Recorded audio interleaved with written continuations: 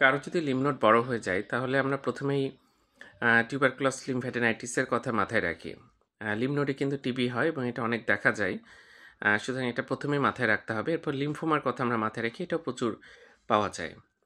এছাড়া লিউকেমিয়া বলে একটা অসুখ আছে, সেই অসুখে কিন্তু লিম্ফ নোড বড় হয়ে যায়। এসএলই বলে একটা অসুখ আছে, সেই অসুখেও কিন্তু লিম্ফ নোড বড় হয়ে যেতে পারে।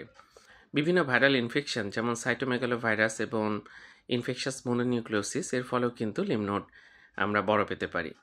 তো লিউকেমিয়া, লিম্ফোমা, টিবি এই তিনটে কিন্তু বলতেই হবে, এটা পরীক্ষার জন্য খুবই ইম্পর্টেন্ট। এছাড়া ডিসিমিনেটেড ম্যালিগনেন্সি বা লিম্ফ নোডে কিন্তু এরকম আমরা পেতে পারি, কোনো টিউমার দেখা যাচ্ছে স্টমাকে ছিল, সেটা কিন্তু লিম্ফ নোডে মেটাস্টাসিস হতে পারে, বা ব্রেস্টে টিউমার ছিল, সেটা অ্যাক্সিলারি যে লিম্ফ নোড আছে সেখানে কিন্তু মেটাস্টাসিস হতে পারে।